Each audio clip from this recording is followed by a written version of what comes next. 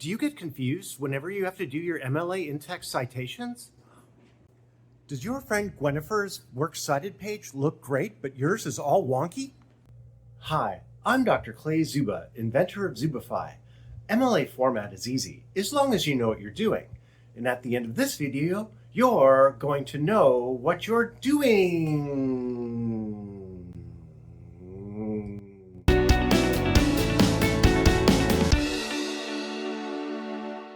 After all that reading and writing and researching, proper MLA format in your citations might be the last thing on your mind. But maybe it shouldn't be. In fact, I think you should worry about your MLA citations a lot earlier. Citing correctly in MLA format matters for two reasons. One, citations give readers an opportunity to engage more deeply with your research. If you cite correctly, readers can even go directly to your sources if your paper has made them excited about your arguments. Secondly, proper MLA citation can affect your grade. Your professor cares. Your professor notices. And even if your professor doesn't include MLA citation on their grading rubric and doesn't say anything to you about it, they noticed. And if your MLA citation is wrong, they're going to secretly like you less. MLA citations require that you keep track and reference certain information about your sources, like the author, the title of the work, the publisher, the date it was published, and the place it was published, and the place you looked it up on the internet. You can set yourself up for success by keeping track of all this information as you're doing your research and writing. Create a separate document where you keep track of all your sources and all the relevant information while you're doing your research. Or just make the last page of your document that you're using a record of your citation information. But the main point is keep track of your citation information as you're working, because the last thing you need is later, when it's time to turn in your paper, to be unable to find one of your sources. I've done that, and it's terrible. MLA citations have two parts.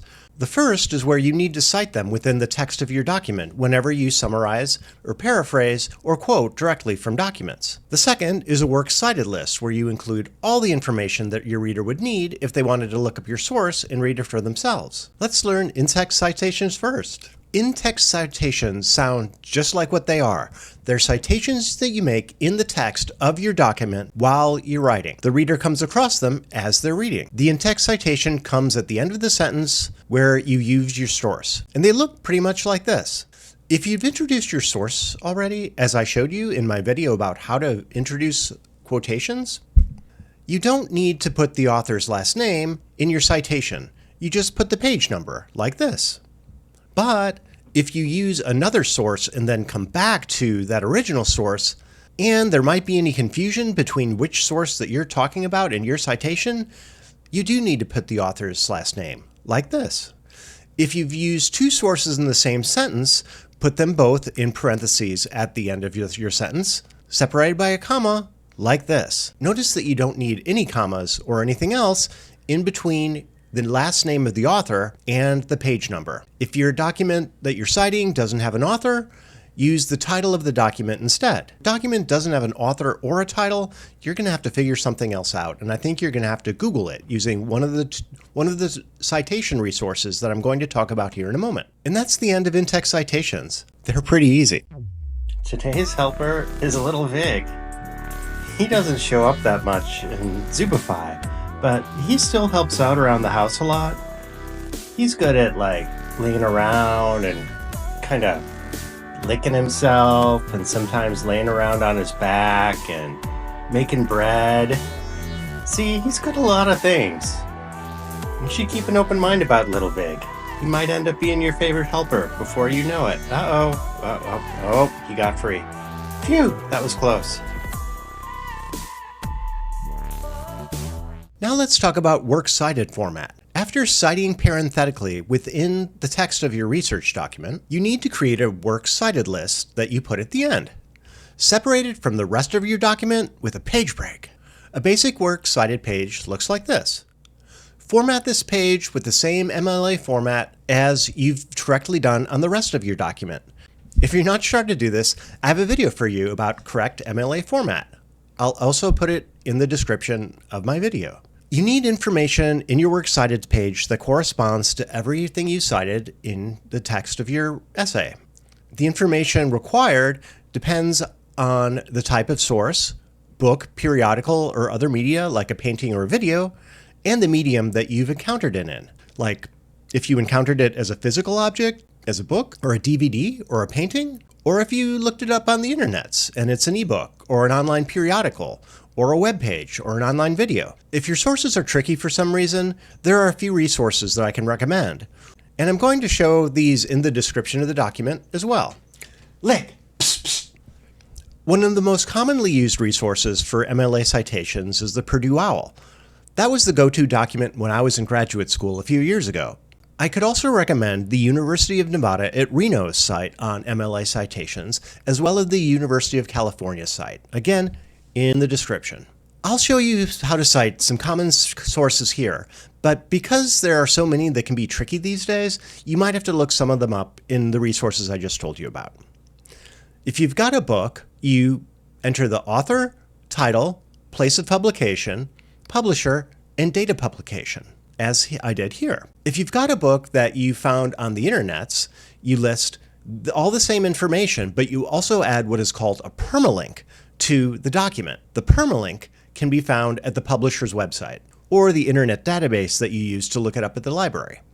If you've got a periodical, and you're probably going to want to use some peer-reviewed periodicals because peer-reviewed periodicals contain the most up-to-date research on your sources, you need the author, title, periodical title, issue, date, page numbers, the database you found it on, and what's called the date of object indicator.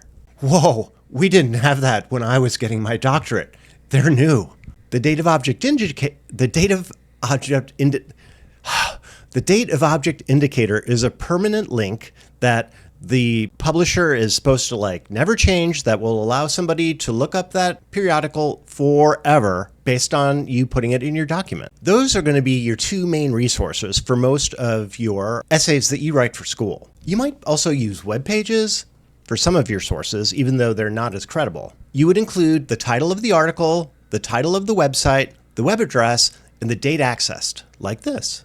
If you want to cite a YouTube video, you put the title of the YouTube video, who it was uploaded by, which is the name of the page that you got it from, and the date it was uploaded, and the web address where somebody could find it.